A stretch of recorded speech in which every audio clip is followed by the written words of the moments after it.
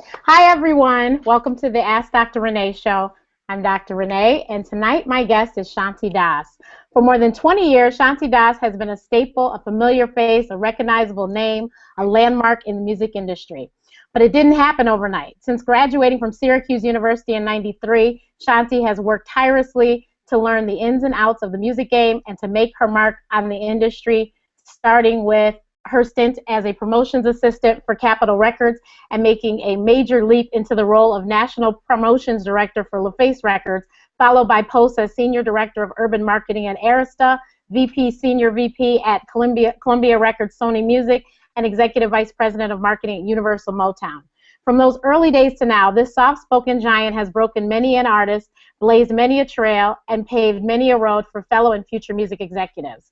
Her moniker, the hip-hop professional, only partially defines her career, one characterized by a wealth of expertise in an array of music genres, including hip-hop, R&B, and pop.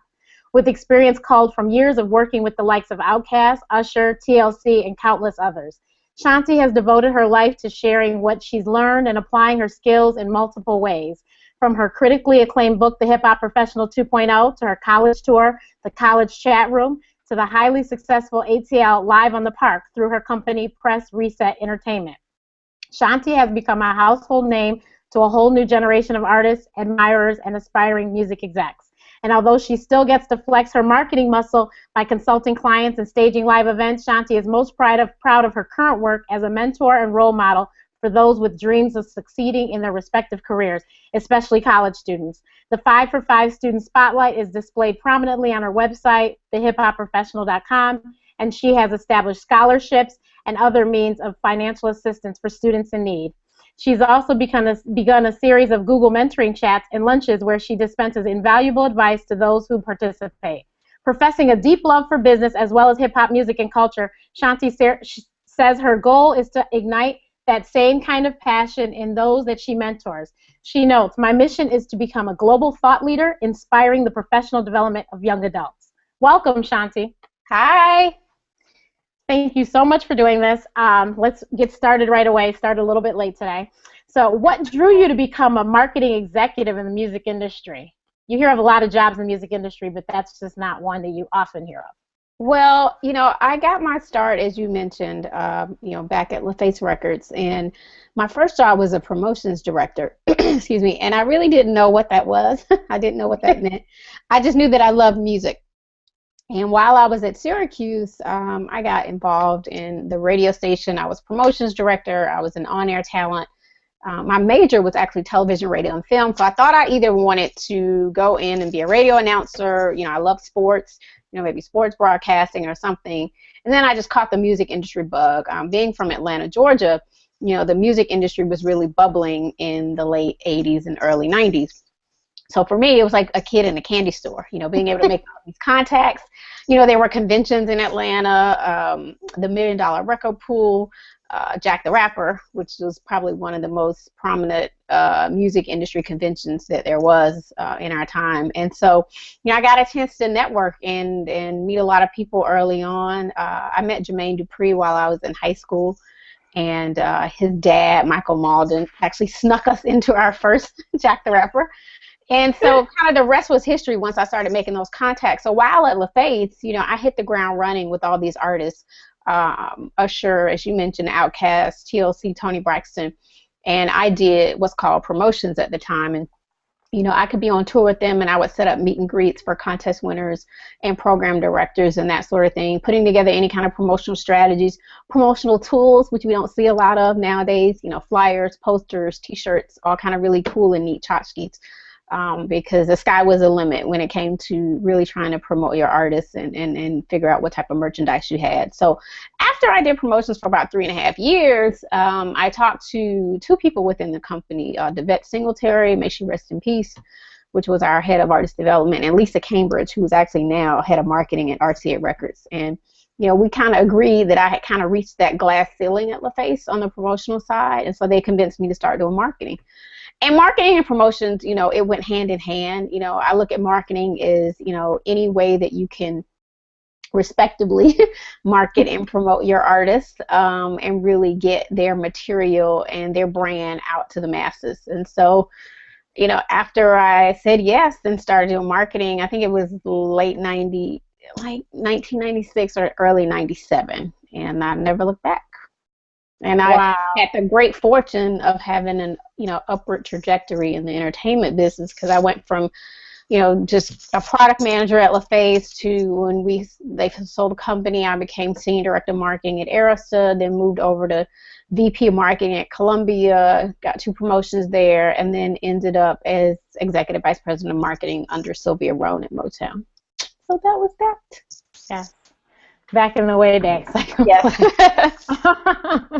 Now, I think I told you when I first met you, I did not know you when you were, at the labels in New York. I know you basically because after the fact, but I knew of you because I had friends that were at Howard University that were marketing students, and they were like, oh my God, Shanti Das is, she's this young, and she's doing this, and I was like, okay, and I had no idea who it was. I was like, okay, great. And then I think one day, Amara mentioned your name, and I was like, I think that's that same girl that my friends were talking about. You know her? And so when he sent me the Hip Hop Professional, I was so surprised. It was my birthday present, and I read what you wrote, and so I was like, oh my goodness. And I sat and read the whole book in one day. I was like, oh, this is so awesome. But I wanted to know, now, because we know that this is a very, very male-driven industry, what motivated you to keep going? Because it can be very difficult when you're surrounded by all men that don't understand and, not giving you the respect that you deserve. It can. For me, though, I had the good fortune of having a lot of male mentors. And so I was, blessed in that regard. There were times where I experienced some, I guess, interesting situations with some of my male counterparts, but I just kind of nipped those in the bud and moved on. I was very much passionate about what I did, motivated to work with all the artists, and, a lot of the guys that I worked with were kind of like my big brothers in the industry. So I had a lot of people looking out for me, whether it was, Jay Brown, who's now president of Roc Nation,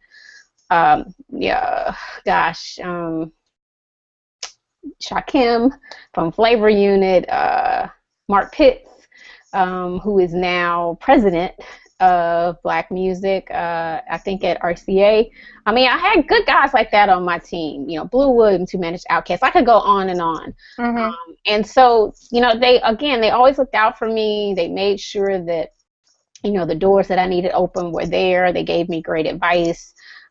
They always, told me to make sure I respected myself in this game. And so I took those words to heart. That's why I'm so hard and kind of unforgiving for some of our young girls, because, this can be a tough industry. And yes, you should have fun, turn up, have a good time, but still understand that it's a business. And I don't care whether you work in the entertainment industry, you would want to become a lawyer or a doctor or television personality, you still got to respect yourself, ladies, first and foremost. And so, I just didn't let any of the negativity drive me, and I tried to use all of that as like inspiration for me to want to do better and do more and just set an example for other women out there. So. Great. And actually, we just got a question. We're going to take questions after I get done, but I want to make sure that I let everyone know if you want to ask questions, you need to make sure you're logged in with your Gmail account and on Google Plus watching our broadcast, and you'll see some squares in the top right-hand corner. Click there. It'll say Q&A, and then right at the bottom will be a button, Ask a Question. You can ask us anything. So what propelled you to write your first book? So you left the game and you write this fabulous book all about it. Well, I began speaking at colleges, like on panels and so forth. And I really actually, I have to stop saying actually. It's a new year. I said I wasn't going to say actually again in my interview. So I started speaking at colleges and doing a lot of panels. And I was at my friend's house one night before I was headed to do a panel at Princeton University. And her name is Dr. Cherry Collier, another fabulous woman. And she suggested that I write my own book because I was doing so much speaking And she said, you know, you really should document all of your work, and it'll be a great platform for you to get other speaking opportunities and gigs. And I was like, yeah, I can't write a book. She was like, yes, you can. So I sat down and started outlining the entire book. And I had like half of it written before I went to Princeton, and kind of the rest was history. And, you know, I put the book out in 2010, and it was actually a little bit lighter. It was a different color. The cover was nice, but kind of bland.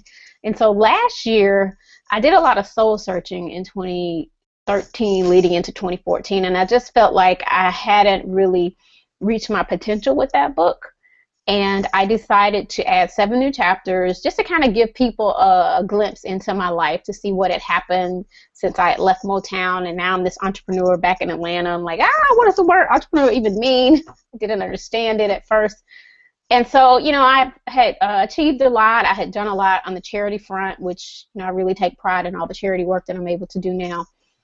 And I just wanted to re-release it. So I totally rebranded it and made it smaller and, you know, changed the color. Now, you know, here's the new book. And so it's small and cute and compact, and, you know, ladies can just drop it right in their purse or refer back to it. And I've actually had a lot of men that have read the book and, you know, hopefully received a lot from it. They told me they enjoyed it. So, yeah, you know, the rest is kind of history. And I'm still promoting it. That's the one cool thing, excuse me, when you're self-published. Because, you know, a lot of big publishing companies, you know, after that first year, it's almost like the record. You know, after you put out a couple singles and tour the market, it's old news. Well, this is still good news to me. It's still a lot that people can learn, a lot of books, I think, left to be sold. So I am actively still promoting the Hip Hop Professional 2.0. And it's a great book. I have all of Shanti's books. She has 3. We'll talk about the third one in a minute. But it's a great book. I read that one, too, in, I think, a day as well. And then I was in the Atlanta airport and was so excited to see it on the shelves. Me too. Yeah. But Shanti, can you tell people why you left basically the game, why you left New York and moved back to Atlanta? So I left primarily because of personal reasons. I had experienced some health issues. My mother had dementia, which is now Alzheimer's.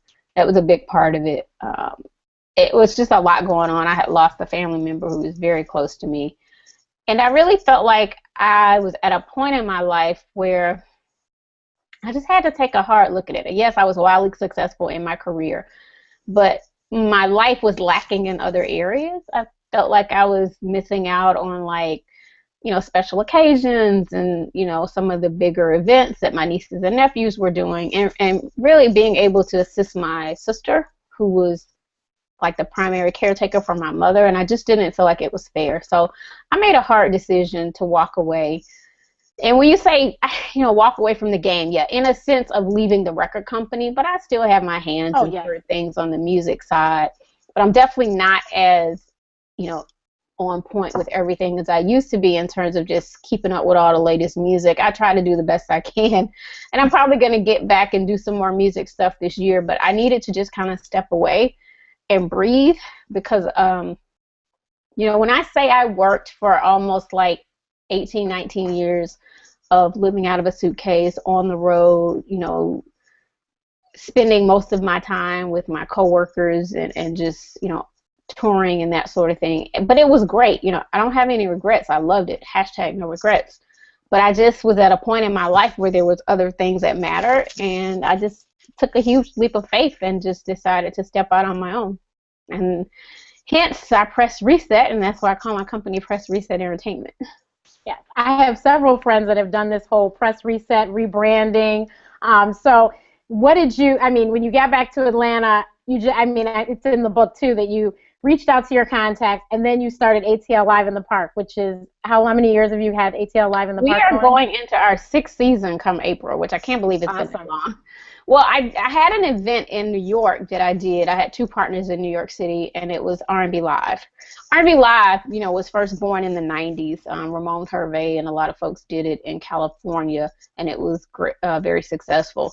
And we just felt like there was a void in the marketplace in New York City for particularly R&B artists to showcase their talent, whether they were emerging artists or established. And so we started it, and we did it at a venue called Spotlight Live in Midtown Manhattan, and it took off like crazy, and it was the hottest event in New York for 3 years. So I really hated to leave that behind me. And when I moved back to Atlanta, I realized it was that same kind of void here. And a good friend of mine, Marlon Nichols, who's now my business partner with ATL Live on the Part, we kind of sat down and talked about it, found a great venue, and the rest is history with that. We've had everyone from R. Kelly, we had Miguel before he blew up, Joe, Teddy Riley and Blackstreet, Kelly Price. We've had some amazing talent come through there, and we're excited about the new season as well. That's awesome. So, and then, if that was, she does all these amazing things. So I remember when I first met you, the first thing I could remember was I had read the article about you burying the people in Detroit. And I was like, she's not even from Detroit, and she did this? And that was one of the things my friends that were marketing majors were like, Renee, this girl, one of them's a Detroiter, and she was like, look what she did. And I'm like, well, what's her tie to Detroit? But I thought that was so cool. So if you could talk about all the philanthropic stuff and charity stuff you do, because you do a lot. Sure. Thank you so much. I really appreciate that.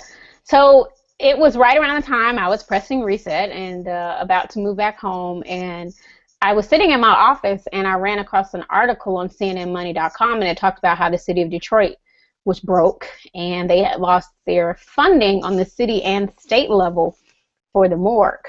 I know it's kind of morbid, but I saw this article, and they had pictures showing where they were these, deceased individuals, and their family members couldn't afford to bury them. And I have a couple of cousins on the outskirts of Detroit, but no real connection to that city.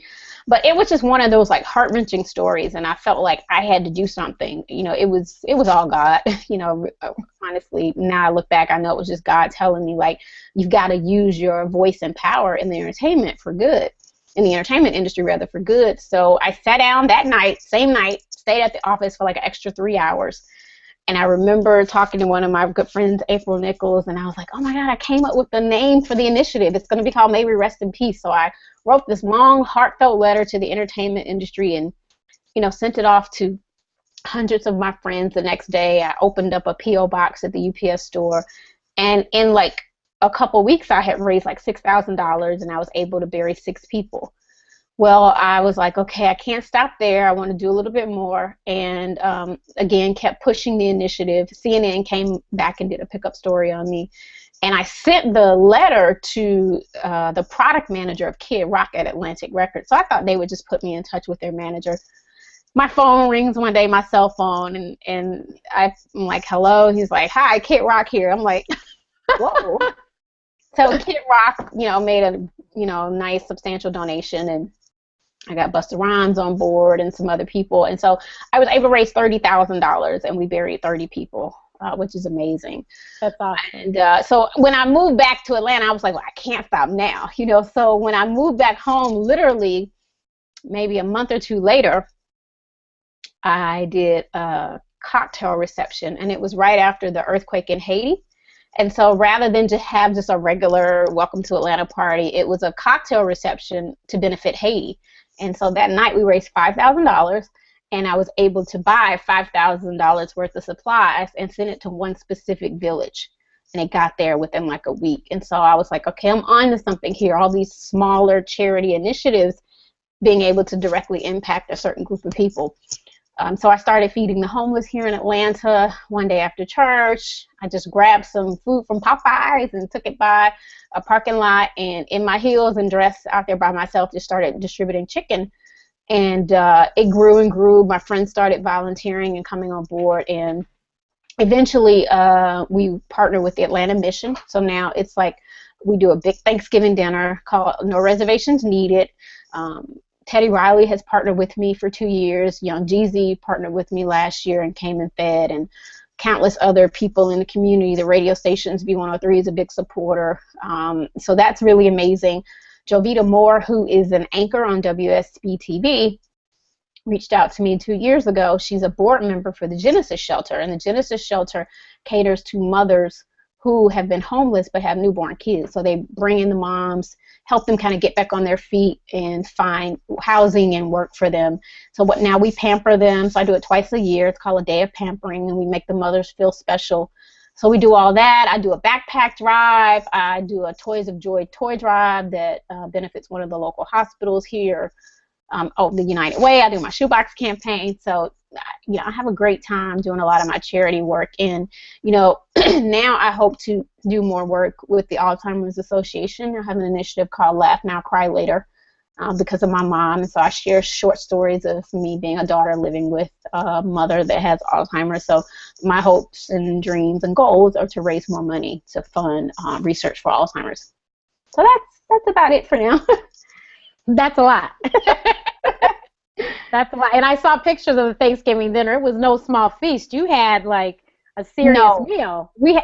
And shout out to Walmart, because for the second year, Walmart has partnered with us. There's one particular store on MLK in the historic West Side Village.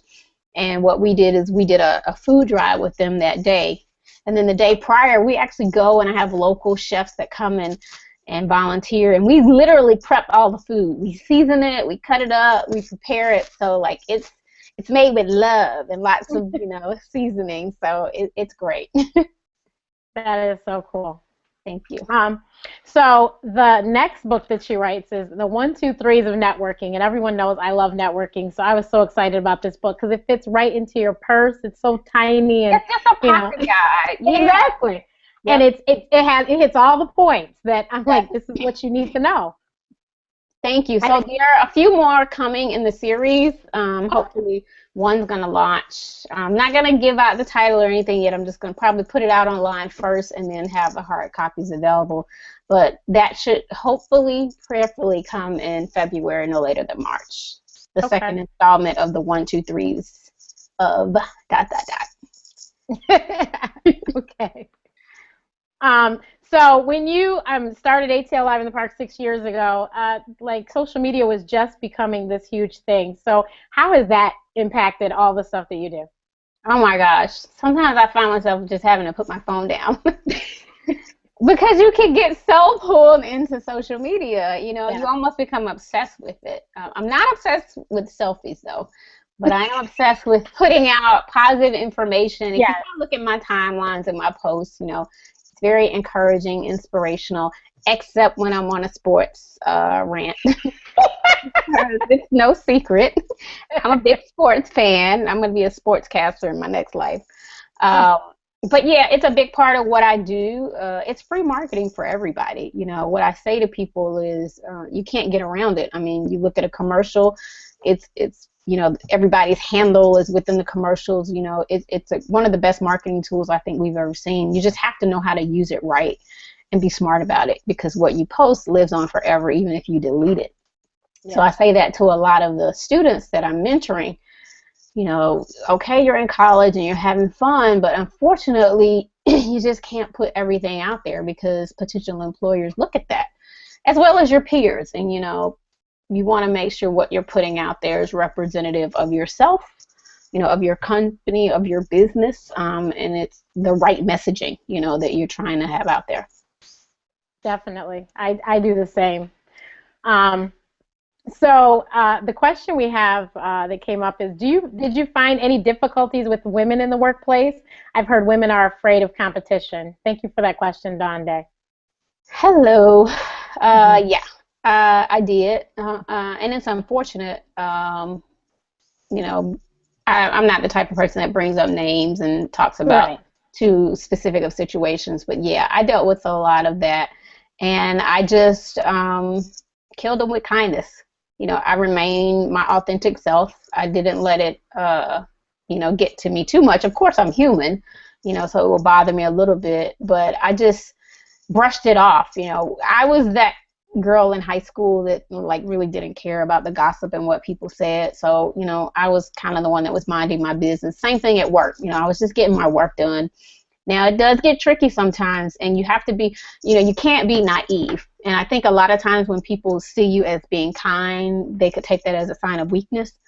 Make no mistake, I wasn't weak. I wasn't naive, but I was always listening and notating stuff. So sometimes you have to play the politics, and you have to make sure you're copying the appropriate people and filing stuff away. And, you know, if you find that a situation is escalating with someone at work, you know, just make your own little folder. And if, you know, person X, you know, is threatening you or bullying you in any way, or, you know, not being fair in the workplace, you know, file that away in the folder in case it ever got to a point where you had to talk to HR, or, you know, that way you covered yourself. You know, I say cover your ass. Well, we're on the internet, I guess I could say that word, sorry. Yeah. You have to do it, unfortunately, because people, I don't know why women sometimes we are so jealous of one another. We'll smile in your face and say we're happy for you, and then as soon as you turn your back, you know, it's a different story. What I think is it's enough money out there for everybody.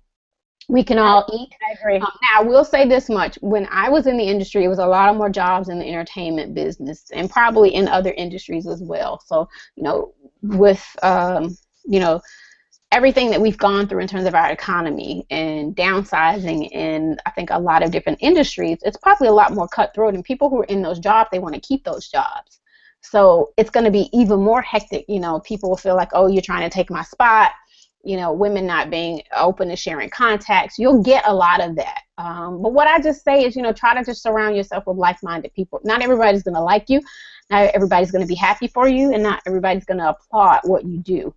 But you've got to have thick skin and be secure in yourself and just not get caught up. And learn how to just brush your shoulders off. Definitely. That just reminded me of something. Last year, you got some production credits. You know, a part of this whole reset, I saw your name on TV, and I was so excited to watch. I mean, first of all, I tell everybody, my friend Shanti Das is the one that brought Outkast to the masses, so that's the way I introduce you to everyone. And then, so then when I watched the Outkast special, which was phenomenal on VH1, I was like, wow, there was so much information I didn't know, and I mean, I was in college when Outkast came out. Centric, that's right, on Centric. And then they had the Outkast, what was the VH1 had another special about them as well. About ATL hip hop. ATL, yes. So I learned a lot on both shows that I didn't know. First of all, I didn't know all that stuff about ATL, but then the stuff that I learned about Outkast on that was just amazing, considering I do remember when they came out, because they came out like around my freshman or sophomore year in college. So how did you end up with the production credit, and are you going to produce more shows on other topics maybe? So the opportunity presented itself. I know an executive over in the Centric BET family, and we had been keeping in close contact. And he knew about my history with the group and asked me if I was interested in coming on board and helping them produce a TV special. As we all know, Outkast just celebrated their 20-year anniversary in the business, and as a result, they were on tour. And they had a date that was in June for the BET live experience that happens in Los Angeles. And so they wanted to put together this TV special that would lead up to the actual show in Los Angeles. And of course I said yes. And it was great. And I got an opportunity to, you know, pull together people to be interviewed that were instrumental in helping Outkast along their career. And yeah, it was my first credit as a coordinating producer. And to answer your question, yes, I actually plan to do more on the production side moving forward. So that's exciting. It's a new challenge for me. A little bit of a learning curve, but it's all entertainment. So I welcome the challenge. That's awesome. Thank you. And you just have to, I mean, it's crazy, but in this day and age, you have to have your hands in as much as you can. You cannot rely on one stream of income. You have to have several streams of income. Especially if you're an entrepreneur. Exactly. I'll say this to all you budding and aspiring entrepreneurs. You have good months and you have bad months. And with the economy, it's not always as easy to save for a rainy day. So, you know, you've got to, like you said, Dr. Renee, put yourself in situations where you can have revenue coming in, because if it's not coming in, you know, with this source this month, then maybe it can come in from somewhere else. And there might be some months that are dry months, but it will pick back up. But you have to be resilient and you have to be persistent. Closed mouths don't get fed on this boulevard. It's exactly. Quote Ace Hood. You gotta get out there and pound the pavement and make it happen. Yeah. And so, you know, speaking of, you know, just different revenue streams, I've recently launched my own T-shirt line. Yes. with this very cool website, teespring.com. And so I'm going to pan down. See my gold digger? This is the first shirt. It says hashtag gold digger and it has my logo on the back. And so I'm really excited about it. I have another shirt that was launched with the successful campaign. I got 99 problems, but self-esteem ain't one. And I also have a new shirt called Classy Girls Rock. So the Gold Digger shirt and the Classy Girls Rocks are available right now. And I think you posted the information. I did. And I'll put the information below this video in the box so you'll have it. But Empower Tees are what they're called. Empower Me Tees. Empower Me Tees, I'm sorry. Yeah. Empower Me Tees. So definitely everyone check those out. I actually belong to a Facebook group called Gold Diggers. Oh, awesome. Yeah. Yeah. And let me say, I didn't come up with the term. Right. I'm in no way trying to claim that, but I thought it was a really cool term and something that would make a nice fashion statement. So definitely. I'll pick up a shirt and be inspired and empowered. Now, do you have a link? I didn't check on your site. Is there a link to the shirts on the site as well? It will be. Okay, it will be. Okay. I'm actually putting it on the homepage this week. Okay, so the website is thehiphopprofessional.com. And she's got all sorts of videos on there with testimonials from, Chuck D, Dougie Fresh, all sorts of people talking about how great she is. Aww. And then Ludacris. I saw the trailer. I put the trailer actually for this show. I put that trailer up. And Ludacris talked about how you helped him get into the game. So, and actually this leads into my next question. My friend Teresa Mask says, I met you at Essence Fest in July when you were on the panel with Dr. Renee and others. And you appeared so down to earth, just like now. How do you remain so grounded amid so much success? What's her name, Teresa? Yeah. Hi, Teresa. It was great meeting you. God, simply put. I don't try to push my Christianity or religion on anyone, but I would encourage you, whoever you are or wherever you are in this life, to believe in something higher than yourself. God is the only thing that's gotten me through my transition, and He's taught me that my value is not based on how much money I have or how many things I have. And I used to kind of think that, working in the entertainment business, you're around all these beautiful people and taking extravagant trips, and you felt like you had to keep up with the Joneses, and I fell victim to that a little bit. I'll admit it. But now, just going through this transition and not having as much in my cup as I thought I needed to live sometimes, it's been challenging starting my own business, but there's a payoff. The payoff is that it brought me closer to God. It allowed me to be with my family more. And God has just been with me every step of the way. And I don't take any of that for granted. The fact that I'm sitting here with you, I'm honored to be on your show. And I hope you get that TV show that you've been dreaming about one day. Thank you. I feel like we have to help one another. And, life, we trip on silly stuff, And I have these, I'm going to share it with you. It's called Each Day. And someone gave it to me, and I wish I could remember who gave it to me, but I can't. But it's like this daily affirmation that I say to myself. And it just talks about, being, treating people with respect, being good, being respectful of others, not taking things for granted, learning how to have patience in life. And, it's so many things that we take for granted in the entertainment business, and just people that kind of live in that, fast-paced lifestyle and culture. And you just got to realize it could all be gone tomorrow, and having had a father that committed suicide, my best friend committed suicide earlier this year. It's just been a lot of humbling experiences in my life. I suffer from depression. I'm not embarrassed to talk about it. It's something that runs in my family. And I just try to live my life every day to the best of my ability to be the best person that I can be. It's more about being a good person to me than being successful. Because for me, I'm trying to live for the dash.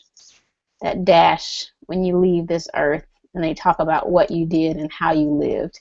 And I just have to say rest in peace to Stuart Scott. I met Stuart once, but I didn't know him, but I admired him and looked up to him. He was the first sports commentator, as we all know, that married hip-hop and sports updates. And so he was someone that, you know, I would turn on Sports Center just to see what cool phrase or term that he would say, with me being, you know, this hip hop chick. And so he was someone that fought his battle with cancer so graciously, treated others with kindness and respect. And that's really what it's about. So, Teresa, to answer your question, I'm just a regular country girl from the A who had some great opportunities, but those opportunities, they don't make me any better than anybody, than the next man walking down the street, you know. So I try to be kind to strangers because that's what God wants us to do. And that's one of the reasons. Unfortunate, because you know, we could all be a paycheck away from being on the street. You know what I mean? Exactly. Mm-hmm. So, yeah. But that's one of the reasons why I did the show too, is because I think people don't understand that we're just regular people, and you know, if you work hard, you can do all these great things and fly all these wonderful places and meet all these interesting people. But at the end of the day, they are just people. Absolutely. You know, just like you and me.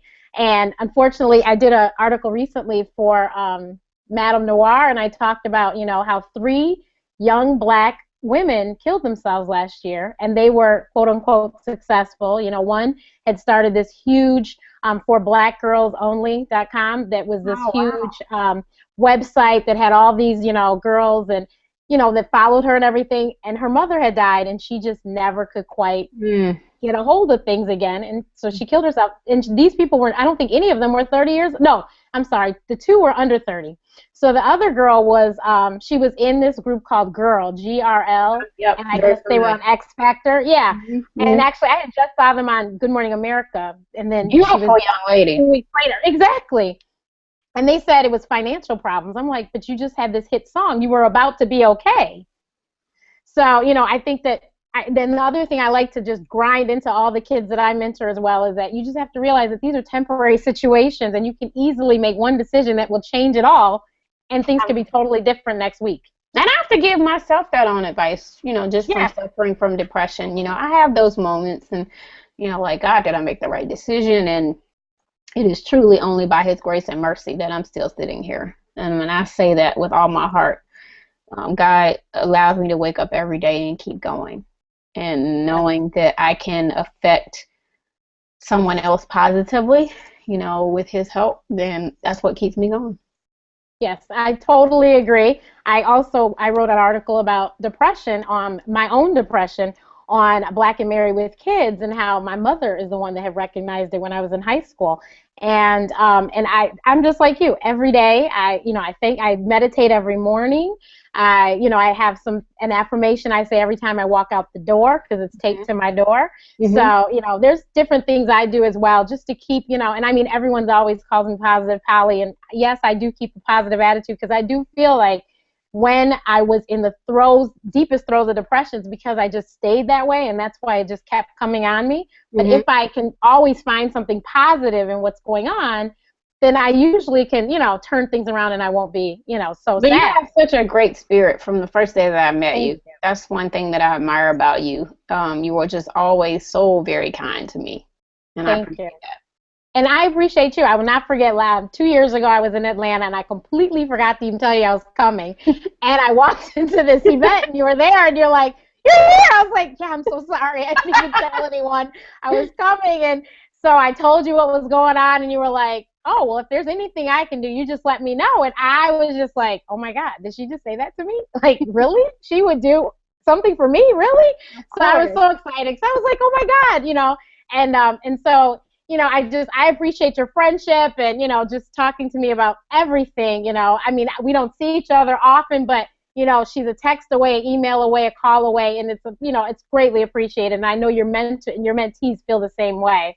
Oh, thank you. We have another question from Dawn Day. Who did you look up to in the business, and who inspired you? Hi, Dawn. Let's see. Who did I look up to in the business? I looked up to LA and Babyface. You know, they inspired me a lot. They were just so supportive as bosses. And more than anything, when you work for someone, you want to feel like they empower you to do your jobs. You know, some bosses micromanage the heck out of you. And don't get me wrong, LA was very hands-on, but he still empowered us and allowed us to do our jobs. I also used to look up to Suzanne de Pass when I was younger, because obviously all that she did for Motown, and Sylvia Rome, you know, paved the way for a lot of women in the entertainment industry. So I looked up to her, and but you know, and then Sherry Riley, who's a dear friend of ours. She is Exponential Living now. She's someone that I looked up to and didn't really know the type of impact that she would have on my life, the type of impact she had early on, and that would still be here in my life in an even larger capacity now, because she's like my spiritual and life coach. So those were some of the people I looked up to. Yeah, that's very important. I try to tell everyone that's coming up in any industry, it's so important that you have some sort of mentor, even if it's not someone you can call, but it's somebody you can Google and you can keep up with what they're doing, and you can try and figure out, okay, because we didn't have Google, you and I. We just had to just kind of figure it out. But, you know, if you can Google and figure out what it is they did to get where they're at, you can do the same thing and figure out, you know, how do you get there? And, you know, it's just so important to figure out exactly, you know, what is your passion? What is your purpose? What is your passion? And it's so important for the mentor to have a mentor. Because, you know, we all need help and guidance. Yeah, and you know, somebody asked me one day, and I was like, yeah, I have mentors. Definitely. Absolutely. Definitely. And not as many as I would have hoped that I would still have. But now I just have new people in my life, you know, inspiring my development. And so it's a good thing. Yeah. And it's, I mean, and it's, you know, I find mentors and like, people are like, well, what do you even have in common with that person? But you don't, you know, you just don't know. Everyone has served some sort of purpose. Like, you know, I can help them with this, and they might be able to help me, you know, down the line negotiate some contract, because, you know, we're in two totally different fields, but they understand the negotiation game or something. Exactly. So it's just, it's really important. Is there any other questions? Please send them over. We have 15 minutes left. So if you have any other questions, please send them. So what would your words, like, what, I mean, I know you mentor and you talk to a lot of colleges across the country. What do you tell the young, like, what would you tell a marketing student in college, or maybe a college graduate that's not in the actual field yet, but they graduated with a marketing degree and they just can't seem to get their footing? Well, you know, I did not graduate with a marketing degree per se, but it's all, you know, intertwined and connected. I actually, if I was to go back and kind of retrace my steps, I wish I would have taken some formal courses in marketing. I had to teach myself a lot. So for anyone that has graduated in marketing or that's majoring right now in marketing, even if you want to work in entertainment or not, I would say make sure that you start networking. I hate to go back to that, but it's so important. You know, marketing professionals are needed in so many different industries. You know, make sure you master social media. You know, make sure you understand the landscape of the industry. Make sure that you can start networking even with some of the agencies, because if you want to do marketings for brands, one thing you have to understand is most of these big corporations, they all have agencies that do like their marketing, you know, sometimes their PR as well as their advertising. And so if you can maybe get an internship, you know, with an agency, you know, there's several African-American agencies out there, Global Hue, Uniworld, and just a ton of other mainstream agencies, you know, try to get or land that internship while you're in college, you know, to get that experience. Even if you can't get your foot in the door at a particular brand, try to get your foot in the door. So interning and networking, you know, is really, really key.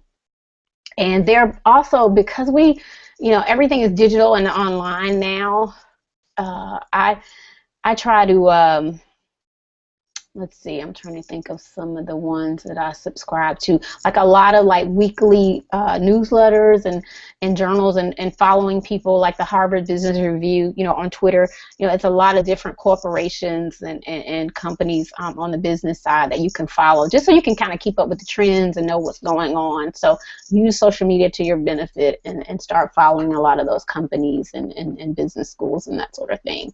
And consider getting your MBA. I wish I would have gone back to school, and I still could do it. And I may, you know, one day go back and get, you know, my master's of business, because everything is a business first. You know, I don't care if you want to be a marketer or you want, yeah, you gotta Doctor, understand. lawyer. You You gotta gotta. understand that it's a business first. Even look at someone like yourself, Dr. Renee. There's so much that you want to do from a marketing and branding perspective with your business. So if you understand just the basic concepts of business, you know, it'll take you that much farther. So, you know, consider going back to school and getting your master's. That's great advice. Definitely great advice. Um, excuse me. So how can we support you? Like, rattle off everything that we can do to support you. All the people that are watching, the people that will watch it on YouTube. How can we support Shanti Das? Well, let me just say, first of all, I just ended submissions for my first scholarship. It's the Passion Drives My Purpose scholarship, and I wanted to know from students, what they were passionate about and how it really related to what their purpose was in life and how it drove that purpose. And I will be picking my winner by January 15th. Submissions are actually closed now. But my goal this year is to continue to raise more funds and give away scholarships. So at some point later this year, there will be a charitable side to either Press Reset or the Hip Hop Professional. I'm trying to work on that now. And I'm going to get my 501c3 and then be able to do more and give out more money. So, definitely look out for that. I'll be making some announcements later this year. But for now, you can support my t-shirt campaign through Teespring because a portion of that goes towards my scholarship as well. I am going to be starting my mentoring chats with college students.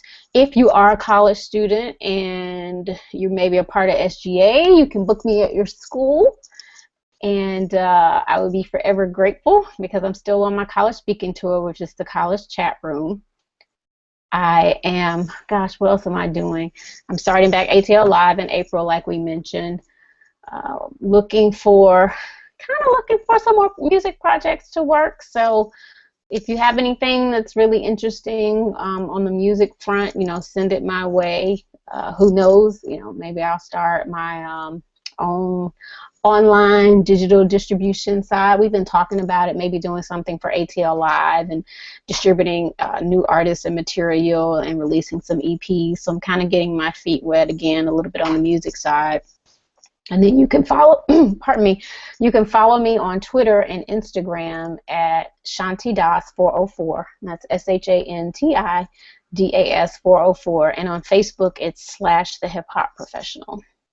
And I'm about to relaunch and put out a new website for Press Reset. So the PressResetENT.com website is under construction right now, but it'll be a soft launch later this week. I'm super excited. I'm also going to start consulting, just like an attorney. You know how attorneys have hourly fees?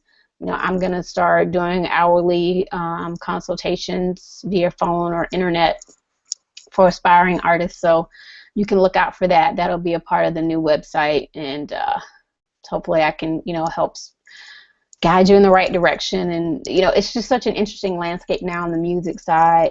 Artists just aren't selling as many records as they used to. It's no secret, unless you're Taylor Swift. But, it's just not about the money anymore. I was just having this conversation with a well-known rapper the other day, and he was just saying how he gets it now. He fought it for a while, but understands that right now for artists, it's about everything you do around the hit record and the income that you can generate, whether it's merchandise, touring, licensing your music, brand collaborations. It really is, about seeing what you can do with your project outside of record sales, because the record royalties just aren't there for entertainers like it used to be. We have a question that actually falls right into that. Is the music industry dying? Many jobs are being cut, and who do you feel has the creative control? No, I don't think the industry is dying. There is a huge shift in it, though. It's not going to be the music industry that we once knew. With all of, like I was mentioning, the ways that we used to make money. I think the people that will control it are the ones that really grab technology by its head and goes far. I mean, when you look at like, iTunes and what they've been able to do with beats, I think Jimmy Iovine is an absolute genius. And what he was able to do in cultivating that relationship with Apple years ago when he was at Interscope and working closely with Jobs and those guys, and kind of being there to support the change and what was going on. So, that's one thing that I plan on doing this year is continuing to expand my level of expertise on the tech side and really trying to understand what it means to really be in the tech space and how that affects the music side. As we all know, I mean, you can look at your kids, this little device right here, your cell phone, it's where it's at. It's all about mobile, living in the app space, living, through mobile. So if you can figure out a way to continue to get to your fans, get an app created for yourself, stay close to the technology companies, you're going to also probably see more like management companies that are kind of full, they have a lot within their own company. They might have marketing departments, social media departments, a tech department.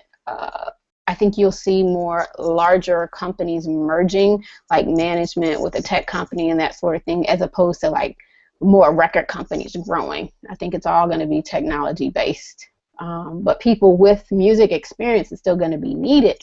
You just have to be smart about it and go out and find those jobs. So keep your eyes and ears open to what's going on in Silicon Valley and what happens on the tech side, and kind of stay at the forefront of that. And if you're in a smaller town and you don't really have the access to meet a lot of people, again, technology can be developed anywhere.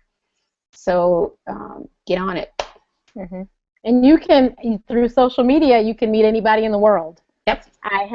I've met so many people through Twitter, and then we ended up meeting in person later, and now we're good friends and, see each other more often. But it's just amazing how the walls come down through social media. And the last thing I'll say quickly about the entertainment industry and that question, as you can see, all of these subscription-based services, are kind of, I think, going to continue on, whether it's, iTunes,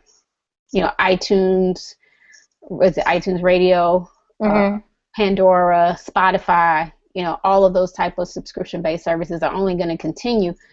And it's not a ton of money for the artists. I think I saw an article where it was Pharrell's song "Happy." I saw that.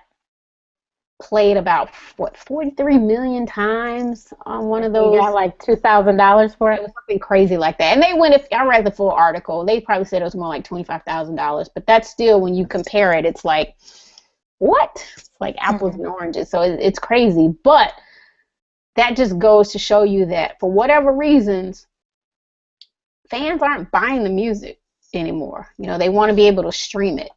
That's why you have to be able to tour. So if you really want to sing, and you put out a record on the internet and it blows up, well, guess what? You're not going to make that much money from that. You want to be able to hit the road, so practice your craft. Go back to the old school days of making sure that your show is tight. When you look at artists like Wiz Khalifa, who toured and sold merchandise, he was able to make great money from that, selling T-shirts and touring and staying on the road. So you got to be about your business, and you have to understand where the money is and understand, like I said, the technology side of it, so you really have a grasp of where it's headed. We have another question from Shanika Lewis. Now, it seems that hip-hop artists are expected to have a brand already built before a major deal. So is it even a wise decision for artists with a strong following to even sign with a major, and what are the benefits? It's still, I would say, beneficial for some artists to sign with a major. Artists don't, well, let me just say this. Major record companies, their budgets are smaller than they used to be, even their signing budgets. Sometimes you see these artists getting signed and there's no real signing bonus there like it used to be, or the recording fund is a third of what it used to be, and you got to get everything mixed and mastered all within that one recording fund. But on the flip side of that, you know, their labels still do have some disposable income. And so if you're hot enough and you get signed by a label and you're a priority, well, guess what? They're going to push you to the masses. And so it's a lot easier for you to get your music out there if you're signed by a label, even if you have a buzz. Now, I will say most of my friends that I know that still do A&R, you know, they're not interested in new artists unless they do have a buzz, because the internet allows you to directly you know, have relationships with your fans. They want to know before they invest this money in you, you know, that people are already out there liking you or into your music. You know, every blue moon somebody might come across an artist that doesn't have a big fan base on social media, but just off pure raw talent they'll get signed. But those kind of are few and far between. Labels really now want to know that you can get out there and build your fan base and you know, tour and that sort of thing, because it's no secret most of the labels want to do 360 deals now. And for those of you that don't know what a 360 deal is, basically it's like a pie, and they want every slice, a cut rather, of every slice of the pie. So, you know, it's, some people want, you know, the opportunity to kind of blow up and go from 0 to 60 a lot quicker with having somebody on board to support them. Other indie artists like to grind and kind of do it their way. So it's really all in what you want. What I will say is don't sit around and wait on a label, though. You have too many avenues to sell your music, to expose it, to get it out there. You know, clubs still sell records. In Atlanta, I don't care what you do. Greg Street's typically not going to play a record on V103 unless it's popping in the clubs. So you still can go out there and do club promotions and get yourself popping as a hip-hop artist, you know, in your own hometowns. You know, labels want to know that your hometown is there and supporting you. So it's still a lot of work that you have to do on your own before you get signed by a major. Okay, and with that, we will finish. Thank you so much, Shanti. And like I said, I will put all of her information and my information below the video so you can reach us. And thank you, everyone, for watching. And see you next week. Next week, we have an artist. We have Cupid, as in the Cupid Shuffle, and now he has the new Cube Aerobics. So I need that. Yeah. So Cupid's new CD comes out next week. So we're going to be talking to Cupid next Sunday. So thank you, everyone. Good night. Thank you, Renee. Thank you.